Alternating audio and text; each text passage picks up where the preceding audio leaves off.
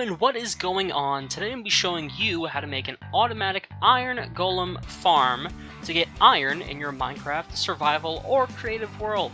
I did mine in survival using these bad boys right here. But for this project you will need the following items. You're going to need 64 blocks of your choosing, 32 glass blocks, a total of 5 beds, doesn't matter the color, I picked those, 3 hoppers, 1 singular chest, 48 wall blocks, 4 signs, a bucket of water, and a bucket of lava. And that is it for our material list. So to get this farm started, you want to make sure you're building it on the highest point wherever you're building it. I'm building in a roughly flat area, so we're picking this, but once you find the highest point, you're going to build up a total of 8 blocks. So that's 8 blocks high off the highest point you can find. This is because you want the iron golems to spawn up on top into the farm and not on the ground. As you can see, it's placed in the highest part of the build, and once you get up there, you're going to build a 5x5 platform. So you're going to build 2 on every side of the post you just made, and then simply go around and fill it in. That is your 5x5 platform. So you're going to make the cross, fill in the corners, like so, and boom. 5x5 platform, you're already almost there.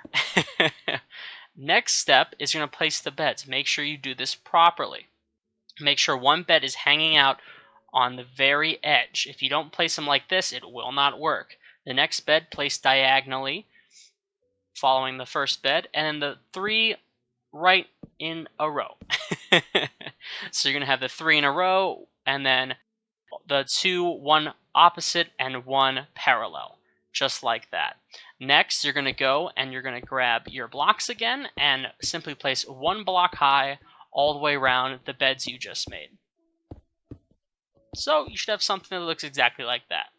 Next thing you're going to do is you're going to grab your handy dandy glass blocks and you're going to build 2 block high wall of glass. Make sure that one goes over the bed as well as the second one. So that's the first layer right there, and we're going to go ahead and we're going to put on the second layer. That way we can see into the farm, and I like to watch the villagers. As the farm goes, I think it's just as fun. So you should have something that looks exactly like that. Next, you're going to need your 2 villagers. 2 villagers is all you need.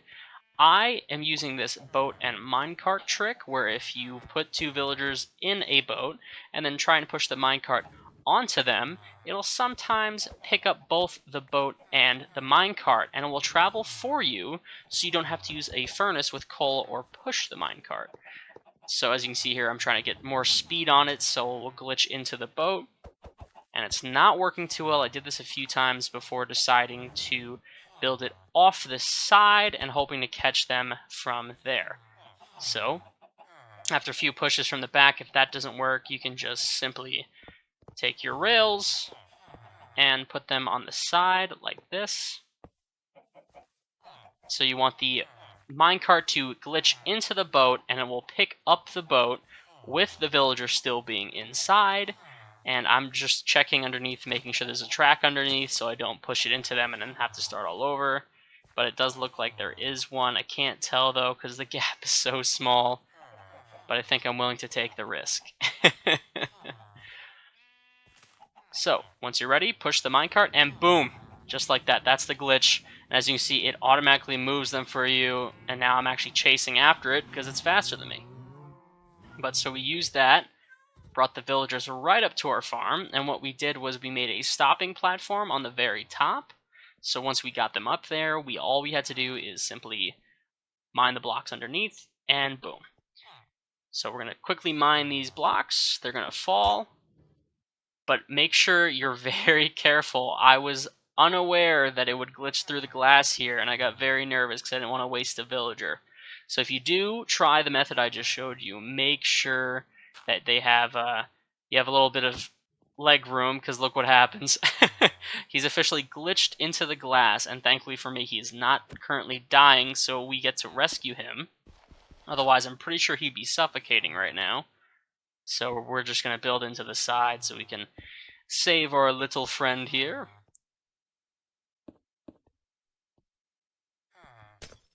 Okay, and he's out. So once you have 2 villagers in your farm, you can start the next step. Before I do that, I'm simply just going to replace the glass I just broke so it looks nicer. Again, this is a little step away from the tutorial because I was making mistakes, but then again, I'm not, superhuman. Anyways, back to the tutorial. So you have the two villagers. What you're going to do is you're going to throw bread, carrots, any sorts of food, potatoes, and what this is going to do is you're going to make them breed. So all you need is 2, and then they will produce the other 3, because in total you're going to need 5 villagers. If you want to spend the time to send all 5 up into the farm, be my guest. I prefer just putting the 2 and then letting them breed, so you have a total of 5. After the first day of waiting, I decided to slaughter an iron golem the old-fashioned way, building up and hitting it. I definitely don't miss this method. But anyways, after a little while, the villagers started to breed. We had our first baby villager pop out. You know it's working when you can see the red hearts above them after you gave them food. You can see them chucking the food around before the baby villager pops out, which is super cool. And after about 10 more minutes, we had 2 villagers, and following right after that, we had 3. So we have 3 baby villagers and 2 adult villagers, which is perfect. That makes 5 villagers. So now we can start the next step. You're going to go in one of the corners, place a chest, a hopper facing into the chest on one side, a hopper facing into the chest on the other side, and a hopper facing into the hopper. So you should have a little triangle of hoppers all funneling into the chest in one of the corners. Once you have that, you can grab your building blocks and cover up the hole and make a platform right above the villagers, like so, with the hoppers and chests in the corner. After that, you're going to grab your wall blocks. This is what you should have before you do that, though. Once you have your wall blocks, you're going to go wall blocks all the way around. And you're going to make this 3 layers tall.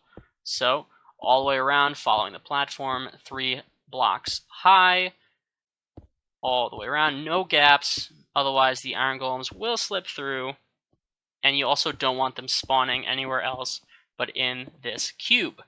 This is where they'll spawn, and this is where we're going to make our collection system and kill box. Once you have this, you should already have iron golems spawning. While I was off sleeping, I had one spawn right in the middle. So now that they're spawning, you have to make your collection system. You're going to take your signs, place 2 directly above the hopper, 1 away from 1 block, and the other away. So you should have a 1 block gap at the very top, right above the hopper. This is going to hold your lava.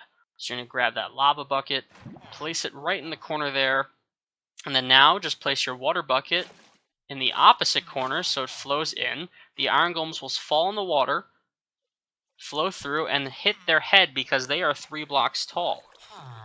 So once they burn in the lava, their items will drop and get collected by the hopper, and the water will continuously funnel new ones through.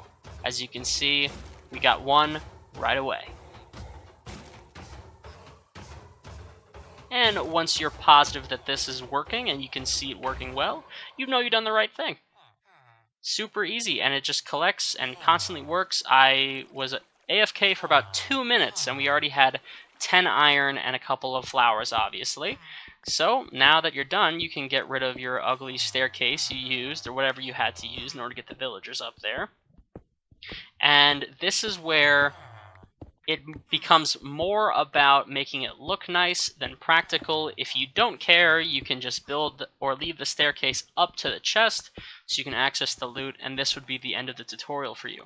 But I'm going to show you what I did to make it look nicer because I wanted it to match the theme of my survival world. So what I did was I added legs on it like a water tower. I chose spruce logs and followed them all the way down to the ground, and making sure there's no place for them to stand or spawn on. As long as it's no gaps in between, it is fine, no problem. So all we did was take 4 legs, bring them all the way down, very simple, and it's such a minor touch that makes it look more fit in. As you can see, it's already looking good, but so we wanted to add a little more detail, so I took some spruce slabs and added them all the way around to add like a little layered effect. If you do decide to do this, again, make sure you use slabs. If you use hole blocks, the iron golems can spawn on them. That's the reason why we built it so high up in the first place. So you're going to want to make sure you use slabs because they cannot spawn on slabs. Simple as that. And then finally, in order to access our brand new handy dandy loot, we're going to add ladders to one of the legs we just built so we can go right up to the chest and collect our hard-earned loot. And after about 15 minutes of me messing around and doing all of that, we were ready to see what our loot was. And when we decided to go up and check, 15 minutes of loot was equivalent to 30 iron and a couple of flowers. So 30 iron practically every 15 minutes is a lot of iron. And I hope you enjoyed. It's very simple, very easy to use, and let me know what you think. Wear your seatbelt and have a nice day. Bye-bye.